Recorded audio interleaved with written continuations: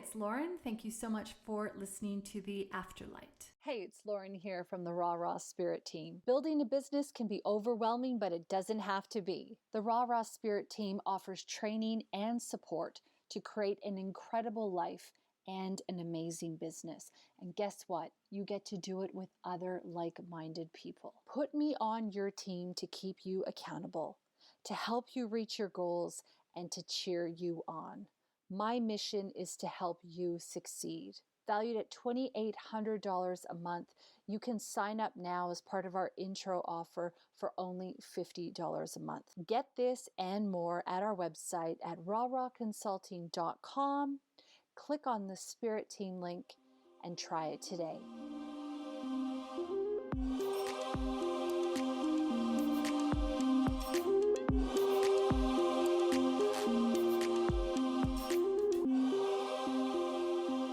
I'm Lauren, and welcome to the Afterlight. My guest today is Michelle Price, writer and clairvoyant. Michelle specializes in angel card, intuitive readings, but she can also do mediumship and past life connections. Michelle has a knack for getting to the root of a problem and is experienced in bringing through confirmation from the spirit world when a connection is made. Today on the show, Michelle is going to be joining me to discuss past lives, cord cutting, healing, and meditation. Hi, Michelle. Thanks for being here. Hi. Thank you for having me. Some pretty big subjects we're about to dive into, would you say? Absolutely, especially the past life one. Yeah, that's fantastic. Big. All right. Well, we'll get right into it. But before we do, maybe if you could give a bit of context for listeners who aren't familiar with your story, maybe can you tell me a little bit about how your spiritual journey began? And maybe how you first got interested in this idea of past lives. Yeah. So there's a couple of things there. One is I've been seeing spirit from a very young age, probably from about 3 or 4. I can remember a lady in my room, and also having really vivid dreams. So often, I'd have a dream and then it'd come true. So I might see somebody like a face or something like that in a dream, and then I'd meet that person and have like deja vu, that sense of deja vu. I had a lot of deja vu growing up. So I called myself, I didn't know what it was, but I called myself a dreamer because I dreamt stuff, that came true. But yes, I'd see someone in my room and it felt very protective. It was like a lady, no real features, no facial features or hand, fingers or any of that stuff. But she'd kind of stand at the end of my bed and she'd just look at me. And I was like, well, it doesn't feel bad. It doesn't feel like a bad thing. I think I'm okay with this. And that continued for all of my childhood while I was in New South Wales, moved to Queensland, and I never saw her again. So sometimes I deal with children and the paranormal work that I do, and I just let them know, like if it feels okay, often it's a grandparent and things like that. Then there's nothing to worry about. So I grew up sort of not really fearing spirit, I guess. And then the turning point for me was going to New York, being in a really haunted place, coming across all these different spirits. They all wanted to talk to me. And I just thought, you know what, like they just have a message. Like each of them has a story. It's like a person you meet in the street and they want to come up and tell you their story. If you're working in retail, people sometimes come up and they're like, want to have a bit of a whinge. Everyone has a story. And so a lot of these spirits, they're frustrated. They just want to tell you, this is what happened to me. This is how I died. And then they're happy to kind of move on and do their thing elsewhere. So that's what I found in that hotel or that apartment in New York, was that these guys all had a significant story. They wanted to share it. And that's when I joined a paranormal group, and my abilities and everything else sort of really took off from there. Now, you and I did discuss earlier in an earlier episode about your mediumship abilities and what clairvoyant is. And I'll definitely leave a link for that for our listeners in the show notes, because you just kind of, teased them a little bit with those stories. You did mention just a minute ago that everybody has a story. Does that mean that everybody has a past life? No. So it's not the same. So basically, like some people sort of come into the world and you just go, gosh, you're an old soul. You're a really old soul. You just get that feeling. There's new spirits arriving as well. So yes, some of us have been around a few times, but there's also children that are born and you just go, yep, they're a brand newie. And there's a few of the new ones that are coming through now. So I think with the situation we found ourselves in around like social isolation and things like that, it's been a bit of an awakening for a lot of spiritual people. So a lot of people involved in what I'm doing. So some of the children that are coming through, some of them are actually new. But you can tell, you know, you meet someone in the street and you just go, yeah, you're really wise. You've been around more than once. Yeah, so definitely quite a distinction between the two of those. Do you think that people who give you the feeling that they've been around more than once, that they have a certain wisdom, or they're maybe more qualified at something than other people and almost don't have the experience? You know, we do hear about child prodigies and these sort of things. Do you think that's remnants of past lives? Yeah, reincarnation. Absolutely reincarnation. I met a small boy who was 12, and it was an investigation, a paranormal investigation that I was doing with his family. And I think I may have spoken about it in the previous podcast, where I connected remotely, which is what I do before I do an investigation. And I'd seen the family, they're all blonde and blue-eyed, and I'd seen this Chinese man. And then when I got to the house to do the investigation, the Chinese man was actually an exchange student that was staying with the family. So that really taught me, you know, don't question spirit. But the little boy that they were asking about in the family, he'd been seeing a lot of stuff, hearing a lot of stuff. When I got to his room, he actually had like a little bedside table covered in crystals, which is so strange. Like, I'd never actually been in a child's bedroom where they had this kind of altar set up. And I asked him about them, and it was like they all had names and personalities, and he was just obsessed with these beautiful crystals. And I just thought it was strange. He was 12. So I was chatting to him and I was like, you know, what do you see? What are these sort of dreams and things? And I was getting him to sort of run me over it all. And then he said, well, I also remember all of my lives. And I said, well, what do you mean? And, you know, I'm goosebumps head to toe. I'm like, this kid's 12. What? Anyway, he's telling me, and this word for word, he was telling me, when I was a husband, I had 3 children and I dressed in this, that, and the other thing. My wife wore this, that, and the other thing. We lived in this place and we did these things. And he went through all of his past lives with me and he still remembered them. And what was super interesting is that he said to me one day when I was driving along, and this is on the Gold Coast, one day I was driving along and I went past a driveway and I knew that was my driveway. And I said, Mummy, that's my driveway. That's my house. You have to take me up that driveway. And his mum was quite uncomfortable with it and was like, no, we can't go up there. You know, that's not going to happen. So he remembered living in that place, in that particular house. What we figured out by all of his past life memories, though, was that he had actually been reincarnated from his mother's brother. So he was his uncle. So his mum had lost her brother and he had passed away and he had come back as her son. So he was his uncle reincarnated. Wow. Because he remembered all his houses on the Gold Coast. Yeah. Wow. Yeah. Wow, that's amazing. That gave me goosebumps as well. So do you think that, you know, for those people who have had past lives before, let's say, not the newbies, do you think that there are remnants or indicators in our current life, especially for those who have no memory of past lives, that really show up in our day-to-day sort of existence? Yeah, absolutely. I think phobias are a big one. So people who are deathly afraid of being cut by a knife, or drowning, or heights and things like that, where there's no previous experience in this lifetime that would have caused that. So where there's no connection, like you climbed the Q1 or something and kind of, he can climb around the outside of buildings and things, Story Bridge and things like that. If you climb something and you kind of have an experience where you're like, whoa, I nearly sort of fell off this thing, then fair enough. But if you haven't had an experience in this life where you've had that, and then you've just got this unexplainable fear of heights, or being sort of cut with a knife, drowning is another big one. Then most of that comes from your past life. And you'll find that I actually did a reading for a lady who lives in Canada, and I said to her, the first thing I saw was a wetsuit. I saw her in a wetsuit, and she was really surprised at that. And she said, well, I'm actually getting over my fear of drowning. So she knew she had a sense that she had this incredibly out of control fear of drowning. So she was getting over that. So she was starting to scuba dive. She was learning to scuba dive. And that was her getting over her fear. And I said, well, this fear comes from a past life experience. I saw her in a previous life drowning. And I told her all of that. And she went, yep, that totally resonates. That's where it's come from. But she didn't realize. But she just knew that it was this out of control fear. So yeah, that was a past life connection as well. It was the first thing I saw. She sat down and I was like, you're in scuba gear. And she burst into tears.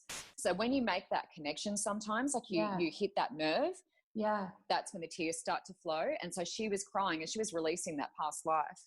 And she today now no longer has a fear around that sort of thing, around diving or being in water. Yeah. So I did want to talk to you about that. So I know later on we're going to discuss the subject of healing. Have you ever heard of the book Many Lives, Many Masters by Brian L. Weiss? Not until today, no. So basically that book was a major life-changing book for me. It's the whole premise is essentially that this beautiful woman with all these phobias has sought help for a long time, and the phobias just weren't getting, sort of rectified. So she ends up going to this hypnotherapist, and the hypnotherapist takes her through these various sessions. And during each session, she actually regresses to a past life, and she experiences her part of her life in that time, but mainly her death. And her death is always significant of a fear or a phobia that she has in her current situation. Wow. So kind of what you mentioned, drowning was a really big one. So, she had a fear of drowning. And then one of her past lives was basically that I believe she lived at the bottom of a hill with her family, and there was a big tsunami type wave that came over and they all drowned. And she died in these lives. And every time she woke up from that session, her phobia was gone. So that was something that I did want to ask you. Yeah. You sort of answered my question. If you're basically able to help people to process that past life issue and resolve it. And I wasn't sure if you could do that outside of hypnotherapy. So that's pretty interesting. Yeah. Well, hypno is great as well. And I've certainly gone through and done some stuff like that through hypnotherapy as well. Sometimes people will choose to take that to the next level. With someone like, the lady from Canada that I did the reading for, though, she was proactive. So she was actually taking the initiative. She was like, I know I've got this fear. I'm going to tackle it head on. So it really depends on your personality. If people are willing to do that work themselves, then great. And that was a lot of the healing for her. Really, the only thing that I did was draw her attention to the fact that this is where it came from. Right. And then she was able to cry that out and sort of process that part of it. So yeah, if you're proactive and you're sort of taking action, if it's spiders, exposing yourself to it, heights, whatever it is, then that's another way of doing it. And then people use hypno because it's just too overwhelming and too powerful, the fear. So it's sort of whatever's right for the individual. But, putting attention on it, that's a big part of what I do. If I see something, I'll let you know. And that way you can start to deal with it, whether you then go and do hypnotherapy or you go and tackle it head on. It's kind of up to you, but it's just putting the awareness there is really important. Right. So would you almost say that I know you use the terms light and shade, and I really like that. Would you say that sometimes there's a shady side of past lives? And if so, is there also a light side? Yeah. I mean, there's light and shade everywhere, isn't there? I mean, you have to have one. You can't have one without the other. Right. So absolutely. I mean, when I got into the paranormal work that we do, really interesting story. You're going to love this. There's 3 of us who were working together. In this situation, it wasn't the 3 girls, which we had later. This is earlier when I first joined. So it was myself, Lynn, my mentor, and Chris, another gentleman. So all very, talented, clairvoyant, psychic medium, all that sort of stuff. So what we were doing, I mentioned in a previous podcast with you about remote reading, and I mentioned it briefly just before with the family with the little boy. Yeah. So we can go into homes and we can sort of walk around as we have permission and just see what's going on. So essentially what we were doing, the 3 of us we had a pretty serious case, a pretty heavy case, and we wanted to connect to the energy around that property and around that family to see what was going on. So the three of us were sitting at a table, we're all connecting. We all found ourselves in a past life together, and it was totally unexpected. We were connecting to this house, we thought. All of a sudden, we find ourselves, I saw a little girl curled up in the corner of like a cell, and this is like a long, long time ago, centuries and centuries ago, a little girl curled up in sort of the corner of a cell, and I realized that was me. And there was a guard, and what was happening was, you know, Chrislyn and I are all talking to each other, and Chris is like, I'm the guard, and I was a little girl, and Lynn was another character. So all three of us were in this past life together, and we were just like, this is the most amazing experience. And this little girl had been arrested and tortured and accused of something rather like witchcraft or stealing or something like that. And so we all found ourselves in this past life together, and it was just the most amazing healing experience, because that was obviously something very painful for me. And then he was like, gosh, I was, you know, torturing you, I was involved in keeping you in this prison, and I just can't recall the role that Lynn played. But when we came out of that, we all just kind of looked at each other and just were like, that was amazing, you know, having that connection. Wow. And we were all in the same vision. All of us were in the same thing, seeing the same thing and experiencing that at the same time. It's just stuff like that. A lot of people just never get to experience, but that was life-changing for me. That's incredible. And you would have had a lot of healing, I'm sure, everyone on all those levels. Absolutely. Yeah. But it was so dark, but that's what I'm saying. Like we managed to come out of that and really heal from that. And you know, the fact that I met him in this life, it just blows my mind, really blows my mind. Well, I have heard before that we do tend to reincarnate with the same souls.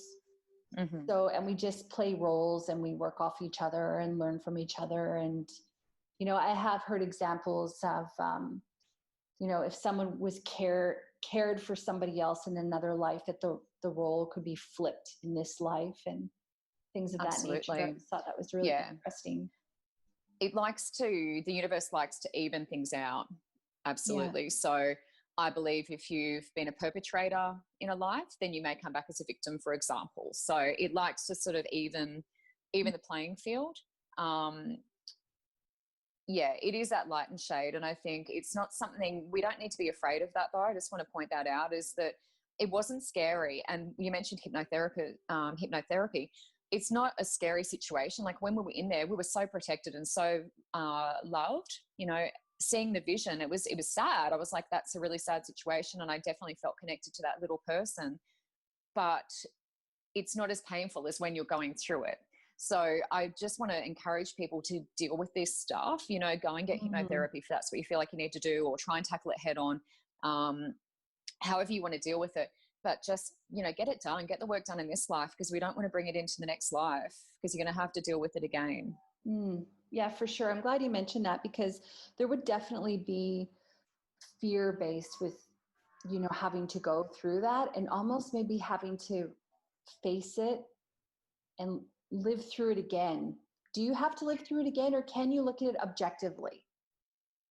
Well, if it's a major lesson, because when we come down, we have our little book and we have these are the things we're going to achieve and these are the things we're going to do. And if this is a karmic lesson that's come in from a previous life that we hadn't dealt with in the previous life, if we don't deal with it and resolve it, and you can feel it, you know, when you've really dealt with something in your life, you can feel it. You feel it sort of go. Yeah. If you don't do it, let's say it's an issue with a parent or something like that, if you just cut off all contact and say, look, I'm not even going to go there, unfortunately it's going to come back in the next life, because you haven't dealt with it. And people can tell. You can tell if you have or haven't.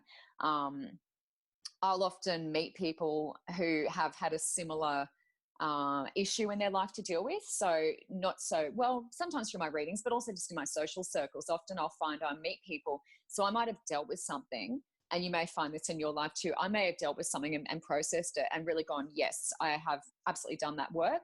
And then I might have someone come into my life and they're like, this is my story. And I'm like, wow, like I've kind of done that, and I've been in your shoes, and I hear you and I feel you.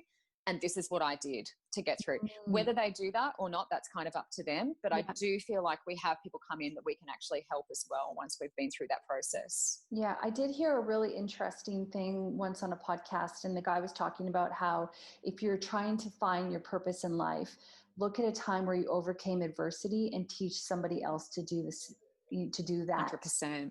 And I thought that was really, that gave me goosebumps, but I thought that was a really, kind of a smart way to contribute, and in a way that might make somebody feel empowered. So Absolutely. out of curiosity, how many past lives can people have? Yeah, there's no limit. I mean, he rattled off about 7 while I was with him. But you can absolutely have more than that. I mean, I don't believe there's a limit. I mean, it really depends on your development as a soul. Yeah. So if you feel like you're continuing to learn and you want to continue to evolve, and you would have heard stories, I'm sure, where angels have chosen to come down and sort of play a role. So giving up their immortality to come down and sort of play a role on earth. There's cases of that, absolutely, where they're like, no, I actually feel like I can be a part of the human race and really make a difference.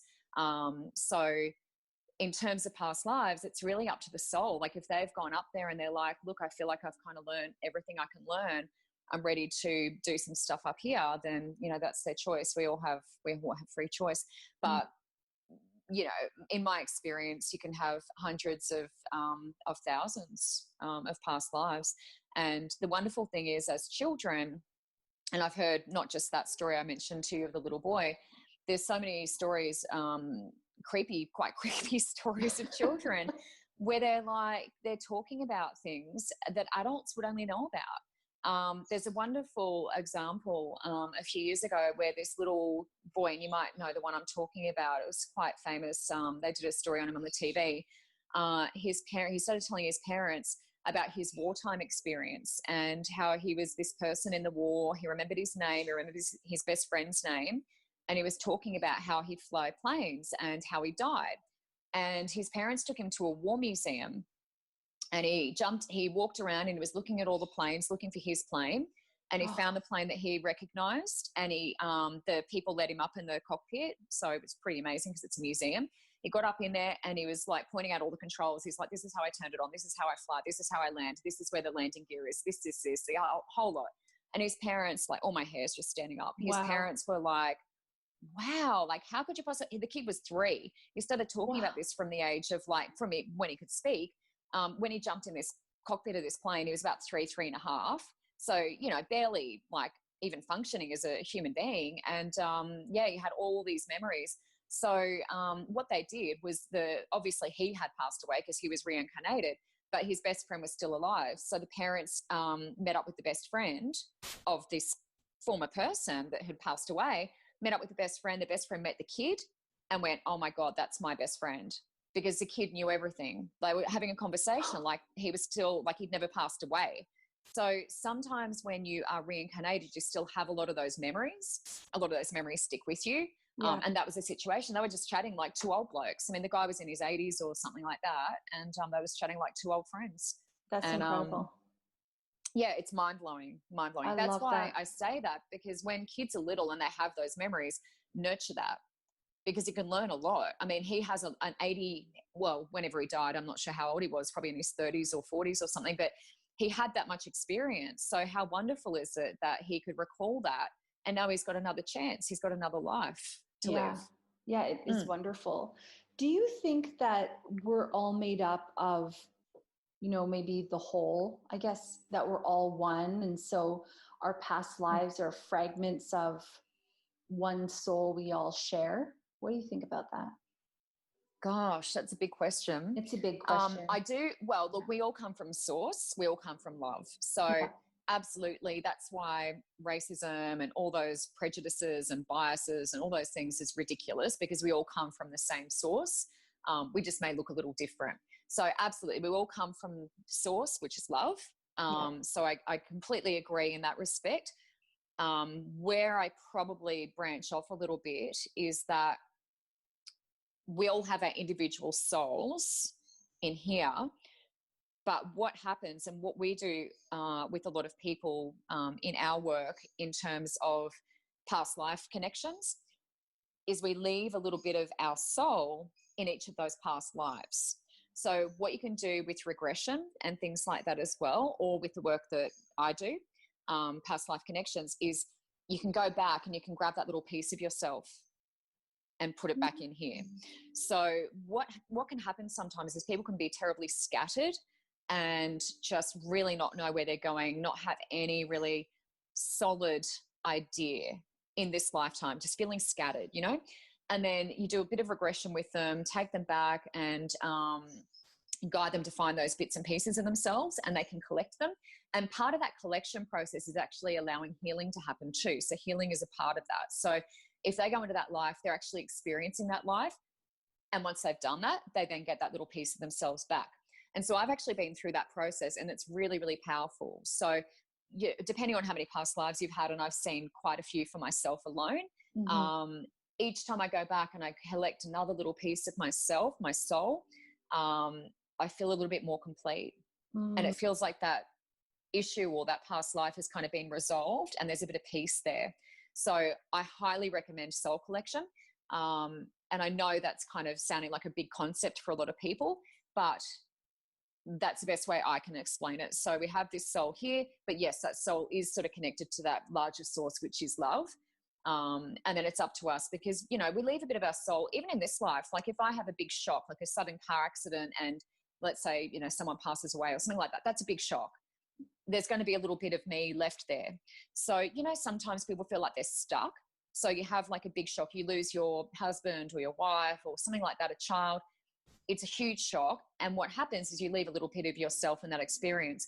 So people who just really are struggling to move forward and they just keep going back to that place, there's a bit of their soul there still. It's pulling them back.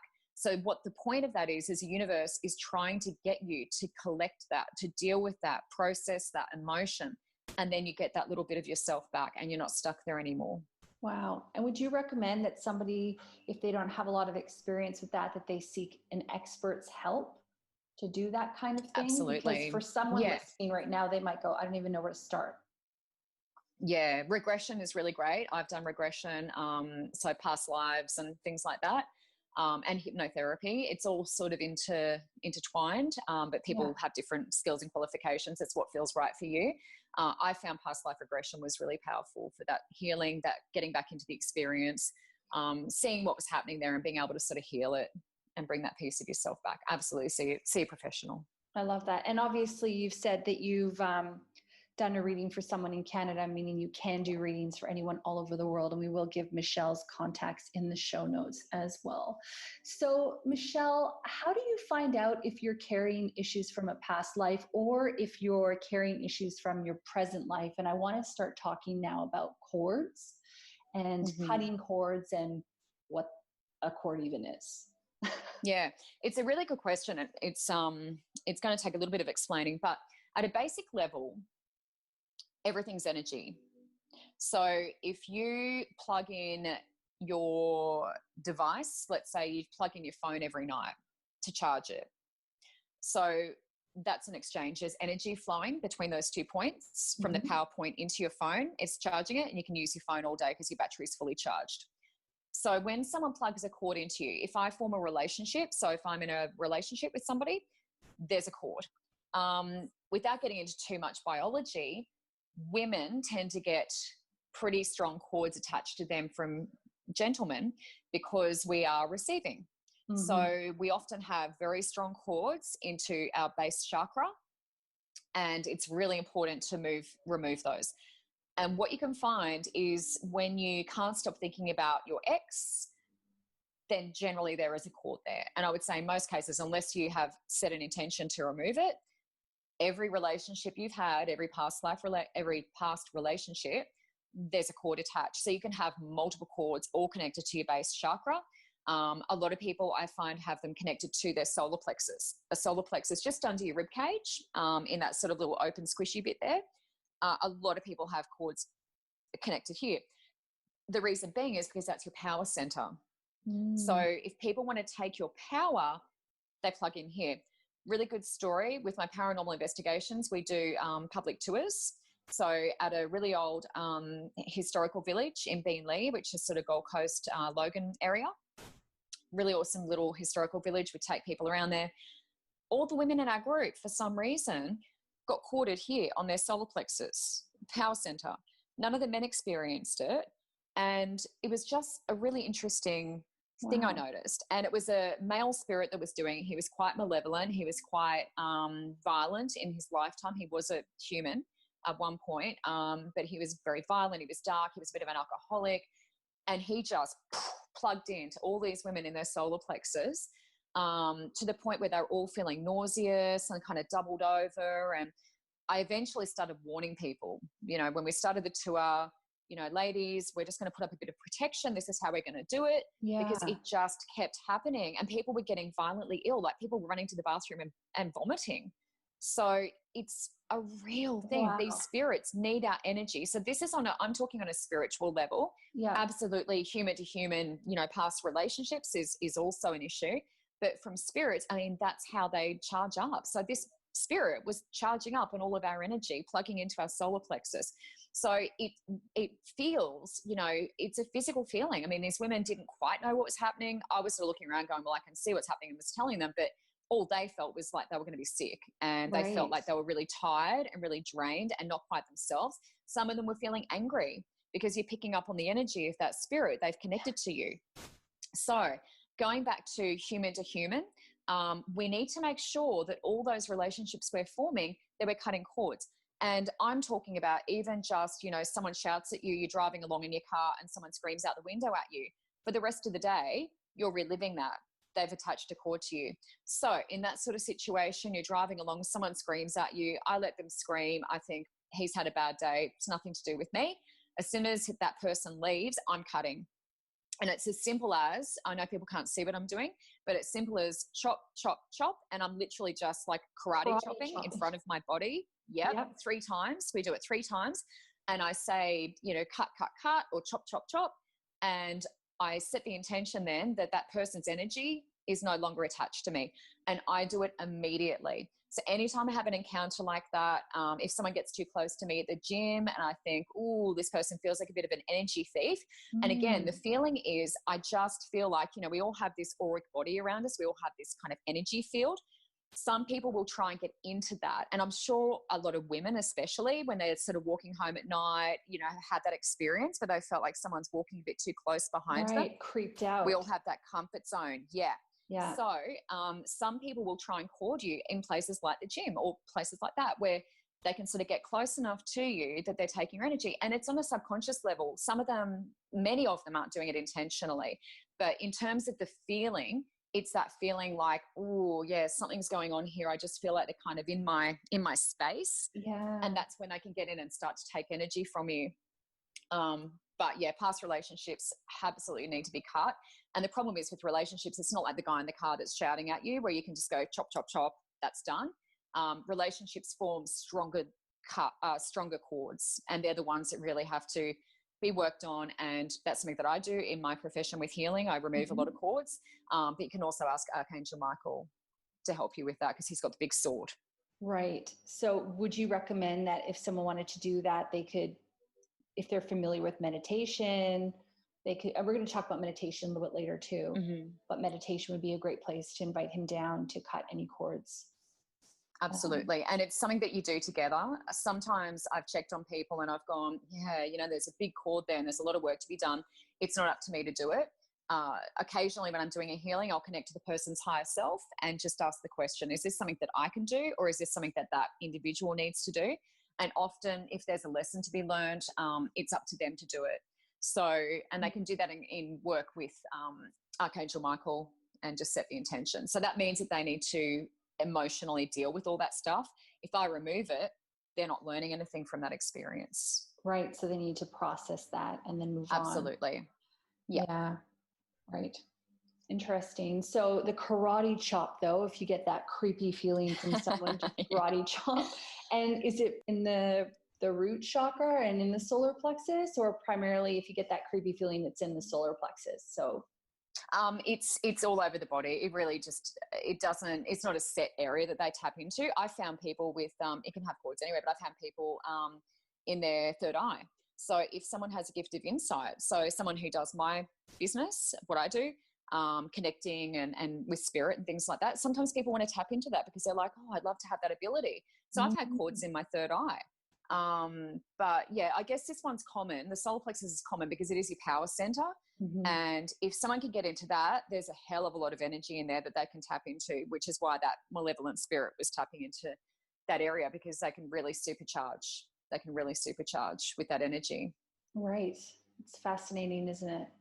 So if people are having health issues or suffering from anxiety or depression or anything like that, could removing or cutting these cords help them?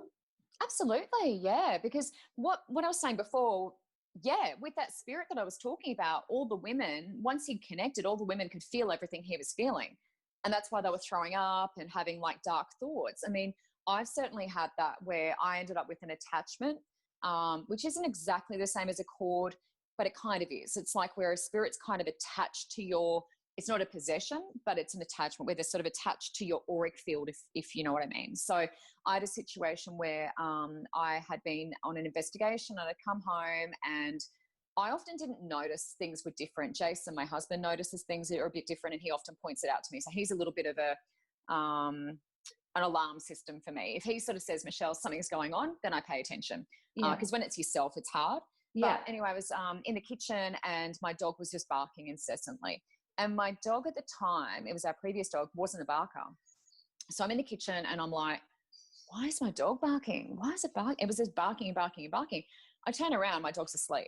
It's not barking. Oh. So then I was like having dark thoughts, and I was like, kind of doubting my relationship, and like just all these thoughts are going in my head. And I'm like, I don't feel like that. Why am I having these thoughts? And Jason, had noticed a difference and sort of said to me, I think there's something going on. You should check it out. I went to my healer at the time, and she goes, Michelle, you got an attachment.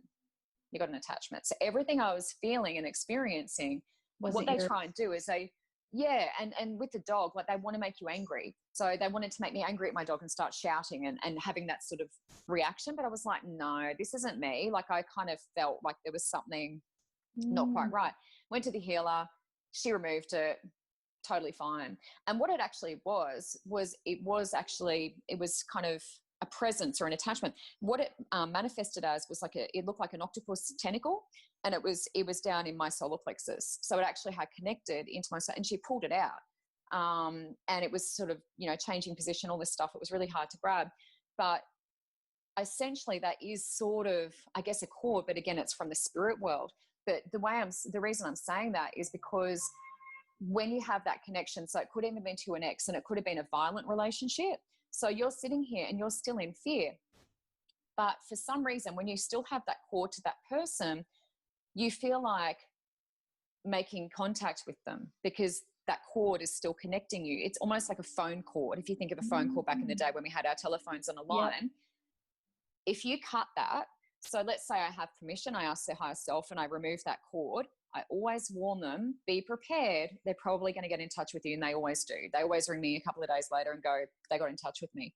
Because when you cut that cord, it is like a phone line. It's like I've just hung up on them. The other person feels that. They're like, whoa, hang on. What's going on with that person, the ex of mine? And they'll always make contact. And by making contact with you, they then form the cord again. So it feels uncomfortable to them when you've removed a cord. It's a subconscious thing, but at some level, they're like, what's going on with Lauren? Why can't I feel her? Or, it's a feeling. Why can't I feel her? The cord's been removed. They ring up or they send an SMS and they reform that cord. But you have to allow it. If you don't allow it, if you don't allow them to make contact with you, then the cord doesn't reconnect. So it's always a choice. But so it is a real that for our listener thing. At home, they're going, I don't want to allow that. Is that an intention to not allow that, basically? Absolutely. And then you block them. You have to block their number. You have to make whatever adjustments you have to make for them not to make contact with you. But as long as that cord's there, and they will reestablish it, if you remove it and they reestablish it and you allow that, then you're back to square one again. But it is an intention. You have to block. So you block spiritually by cutting the cord, and then you block physically by cutting off all physical contact that they could possibly make with you. Interesting. So obviously you've talked about, how cutting cords can really help people with their healing journey. What other types of healings are you familiar with or that you've done or been witness to? There's so many different kinds. I do pranic energy healing, and I'm also a Reiki healer. So Reiki is this beautiful, soft, we use symbols, which are really powerful and ancient. It's Japanese, literally means universal energy. And that was the first thing I learned. But in actual fact, before I actually learned Reiki and got my degree, I was already doing it. So from when I was really small, I'd walk up and I'd touch older people, my grandparents, if they were sick. I just always wanted to put my hands on people, and I didn't quite understand why or what I was doing.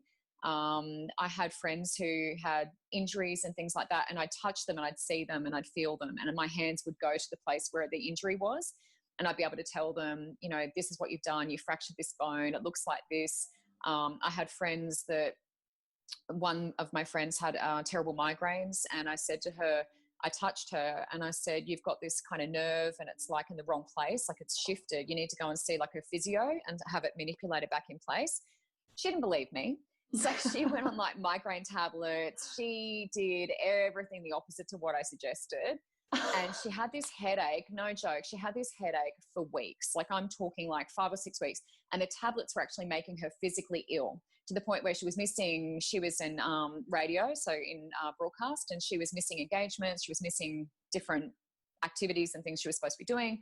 At the end of that, she finally went and saw the physio. The physio said, you got this kind of, tendon that runs down here, and it's shifted over onto your shoulder blade. And it was kind of twanging, because I said, I can get this. It's like vibrating or something. Anyway, he puts it back in, headache's gone. She comes into work and apologized and said, yeah, I didn't believe you, but you were right.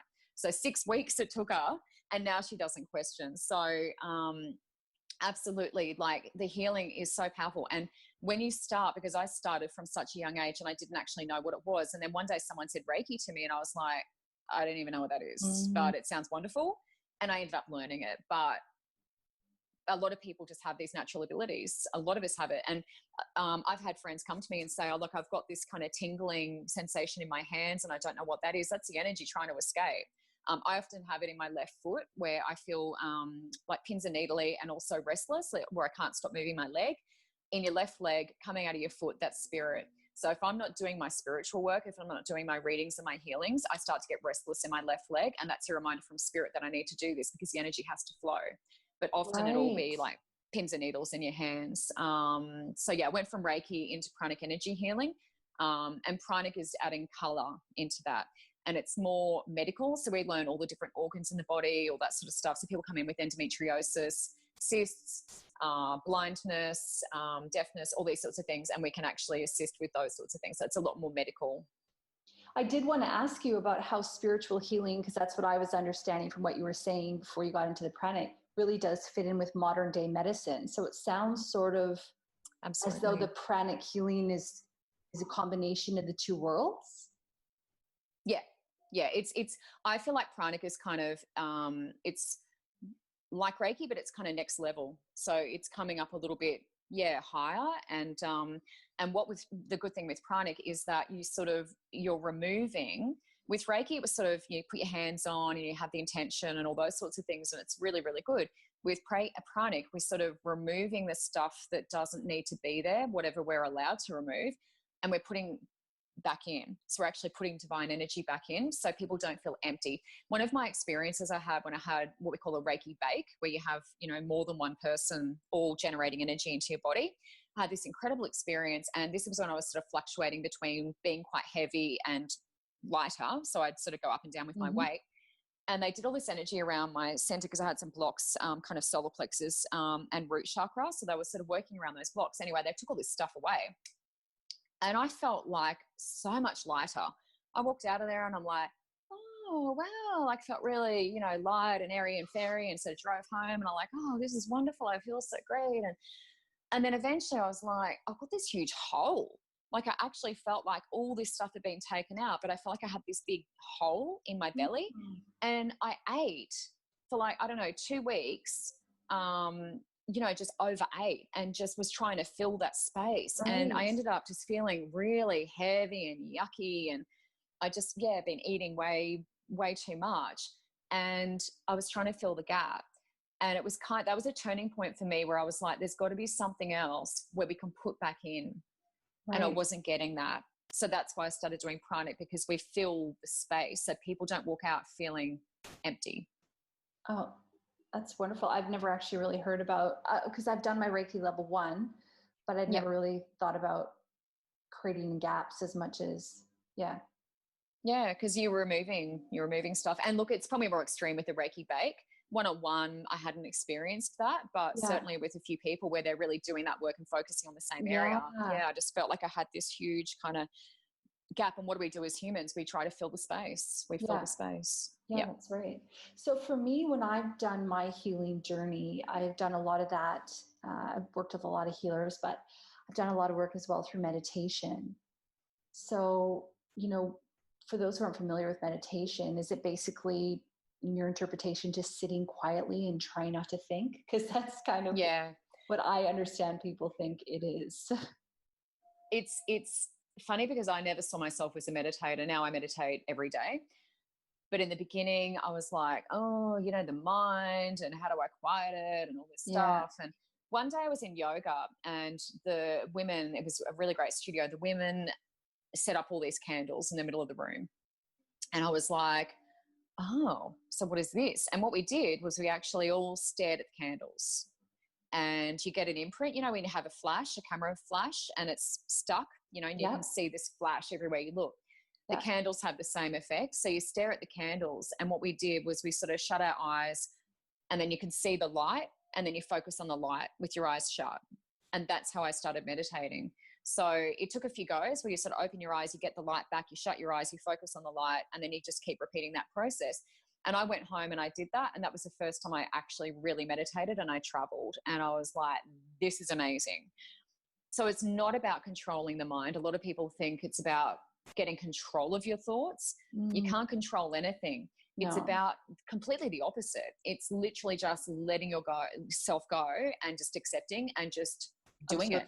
And then all of a sudden you're traveling. So what's really cool about this too is even with guided meditations and things like that, you don't need to sit there and listen to the words. I love guided meditations because it's going into your subconscious mind. So I listen to a lot of Esther Hicks. I listen to Esther Hicks every day, which is Abraham. She channels Abraham, and she has some awesome meditations. I highly recommend getting into the Vortex. If people haven't listened to those ones, there's a series of 6 and a series of 8, and they do finances. They do all different aspects of your life, manifesting. She focuses on each major aspect of your life in these meditations, and they're about 15 minutes long, totally doable. I played one the other night. Hubby and I were brainstorming, and he came upstairs and we kind of did this meditation together. And I'm all like, focusing and breathing and all this stuff. And he starts snoring, and I'm like, he's fallen asleep. Okay. And so it was quite funny, and I was sort of giggling to myself, and, he fell asleep.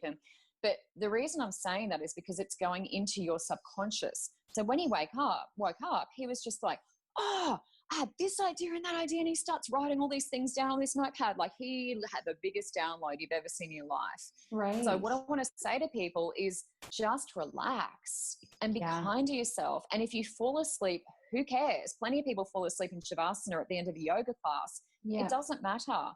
Sometimes that's what you need. Sometimes you need to sleep through it to heal. So while you're in that, your spirit family's all around you doing all the healing that needs to happen, also dropping in messages. And then you wake up and it's like you write it all down. So there's no kind of right or wrong. If you fall asleep, it doesn't matter. It's just all meant to be. I have plenty of people just getting back to healing. I have loads of people get taken out. I call it taken out. I wouldn't say fallen asleep, but I would say taken out. And what happens is often when people's minds are very active, because being in a healing is kind of like being in a meditation.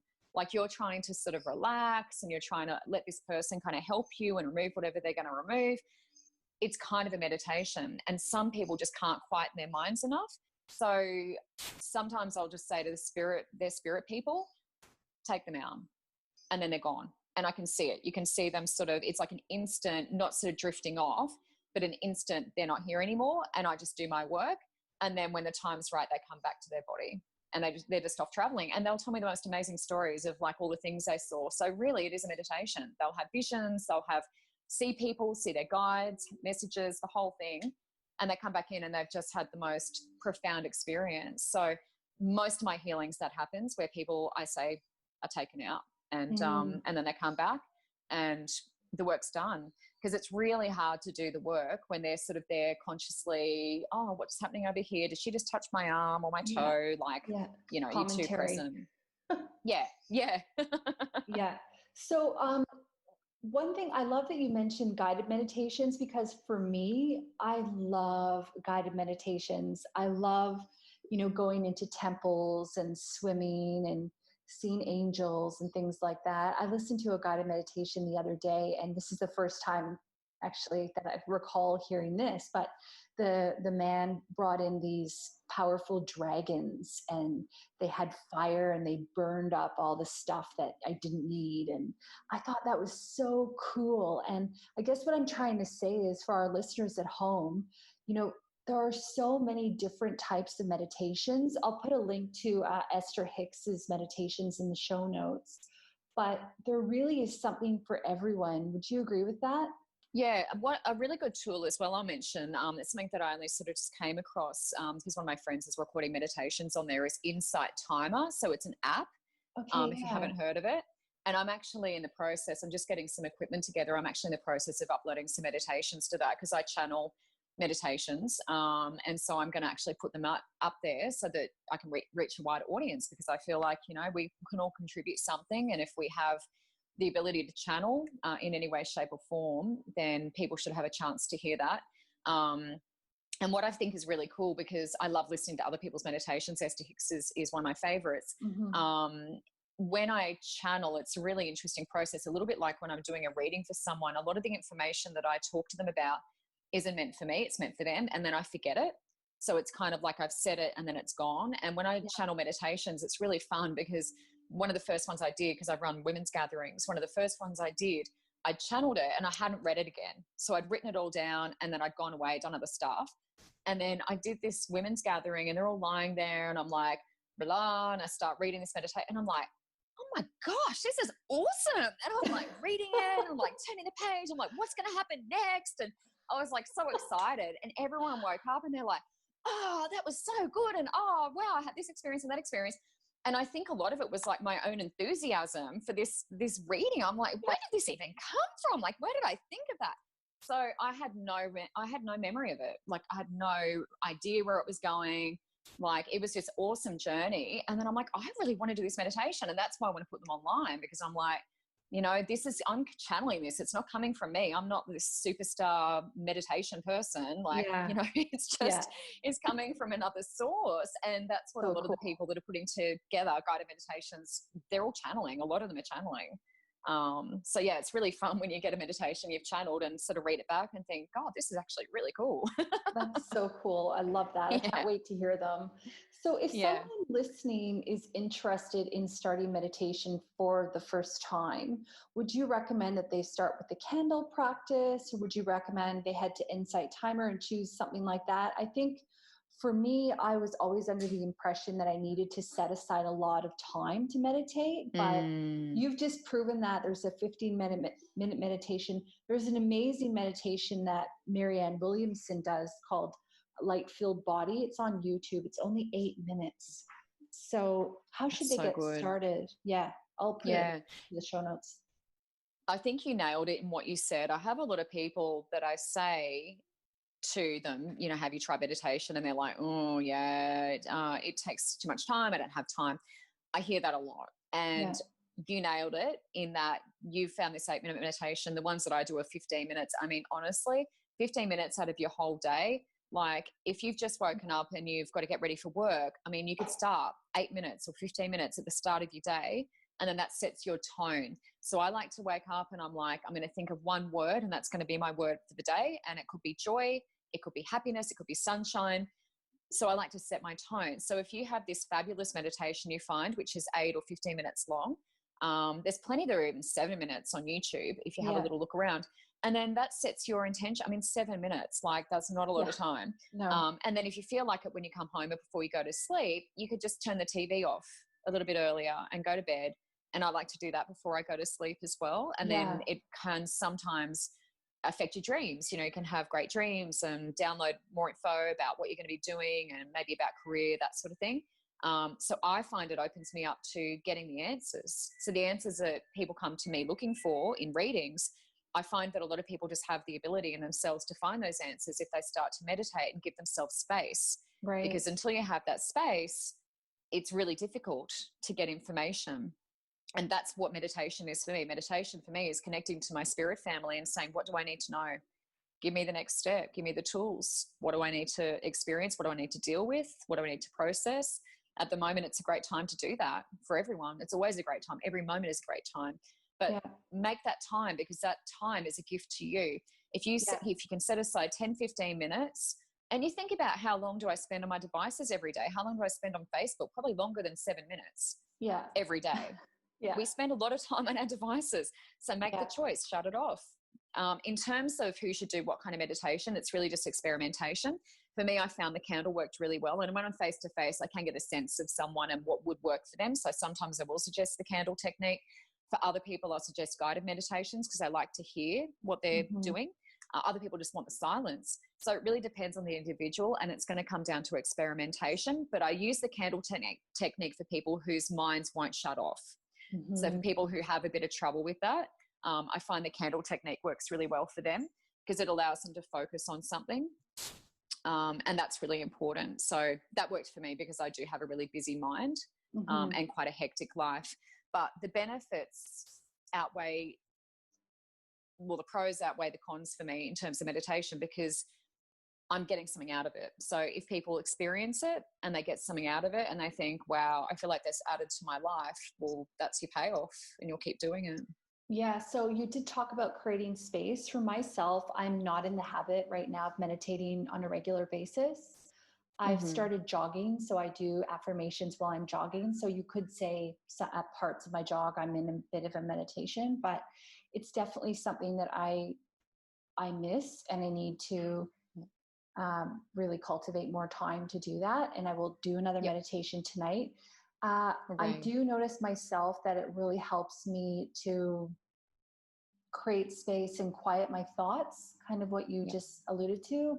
What are some of the other benefits of meditation? You did talk about getting answers from spirit a bit easier, but I guess that all comes down to your thoughts being quieted in a way. Yeah, I want to touch on just the jogging part of that. What's really important, and a lot of people are very yang, I find, in their activities. Jogging, things like that are very yang, so very masculine. So I guess the opposite to that might be yoga or meditation. So great. So what's really important about that, and the jogging's great. Like, it's fantastic for doing your affirmations and doing all that stuff. But I just want to say to people, it's important to have that balance. So if you are going to do your jog, it's really important to counteract that with your yoga or your relaxation, meditation, all that sort of stuff. You're nurturing the nurturing part of it in a way. Yes. Yeah. The reason that I decided to look into meditation myself is because my father went through a nervous breakdown when he was in his 30s. So he was working full-time at a bank. He was teaching at uni at night. My mum wasn't working, so he was supporting his family. And it was really, really hard. And so I watched my dad sort of go through like a nervous breakdown, and that's really difficult, seeing a parent do that. But what got him through was meditation. And he took some medication for a little bit. He saw an expert, took a bit of medication for a little while, but not long term. And, you know, I guess the chemicals start sort of doing what they should be doing. But he would come home, and we knew that when Dad came home that he would go into his room, shut the door, and he would meditate. So rather than, you know, coming in, I'm full on, you know, Mum's full on, like, oh, you know, this happened today, rah, rah. He put his briefcase down. He would walk straight to his bedroom, shut the door. And we knew he was meditating, and he would be in there for probably like half an hour, and then he'd come out and he would be present. So that's why I learned from a really young age that is important. It's important to have that time for yourself. And that was what got my dad through that. And, you know, it was really the only thing that got him through it. And a really profound experience as part of that was one night I walked into his room and he was meditating, and I was going to let him know dinner was ready. And I went to open the door, and he was speaking in tongues. And I wasn't familiar with that before. Like, I'd never heard of that. But I said to him, dinner's ready, and he was speaking in all these different languages. And I really felt the presence, because I'm very spiritual now. I really felt the presence of the Holy Spirit. That's the best way I can explain it. It was just like the whole room was full. And when he came out, he said to me, I was speaking in tongues. So he knew that I was there. He felt me there, but he said, I was just speaking in tongues, and I've never had that experience before. And he went and spoke to the priest. He was going to a church, went and spoke to the priest about it. So that was probably the most profound experience of my life, was seeing someone in that meditative state speaking in all these languages that, I had no idea what they were. And since then, Dad and I are very connected spiritually. So sometimes when I was growing up, if I was in a bit of strife, he'd come into my dreams and sort of talk to me, and he'd remember, like, we'd have these memories of him being in my dreams and communicating with me and helping me. And even like at church, in his church, sometimes we had people join the congregation, and they'd seen my dad's face, and they're like, I need to see this man. He's got red hair and this, that, and the other thing. So he stands out, and they'd be drawn to him, and he'd help them in some way. So Wow. I think I've always held on to that. Yeah. And that's why I feel like meditation is so important, because if that can get you through a nervous breakdown, then, that's super powerful, and we have to tap into that energy. Yeah, I agree. There's this healing energy. There's this opportunity to give back to yourself on tap for only 7 minutes a day. Yeah. In some cases, And if you can have an experience like that, not saying that everyone will, but I mean, sometimes if you allow yourself to drop into it, who knows what the possibilities are that you could experience. It could change your life. Yeah. And a lot of people do spend their time giving all day, every day, to other people, whether that's a family situation or work situation, and really taking the time to nourish yourself is pretty much, it's pivotal in your meditation is receiving. Yeah. It's giving back to yourself. Yeah. 100%. Yeah. I love that.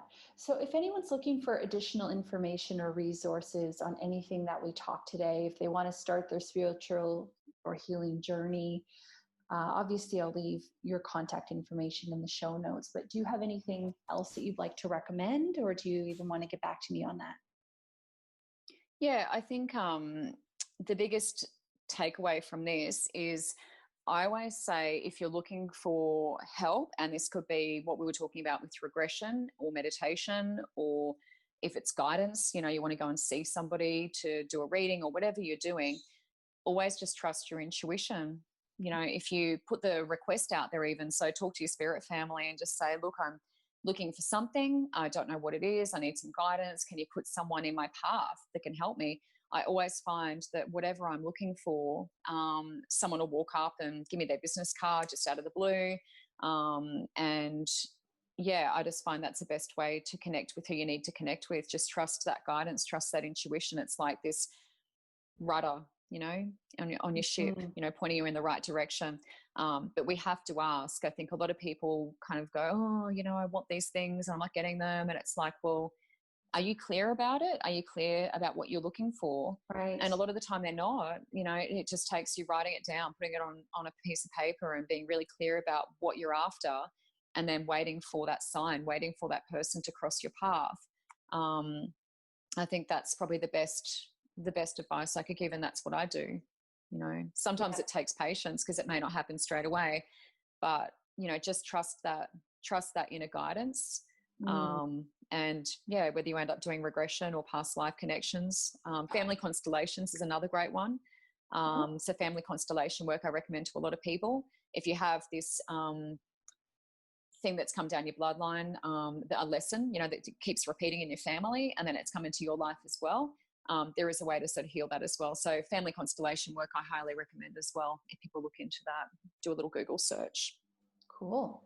All right. Well, thank you so much, Michelle. I love talking to you. It's so interesting. Same. And yeah, it's so great to see the kind of work that you're doing. And I really hope that you'll come back on the show another time.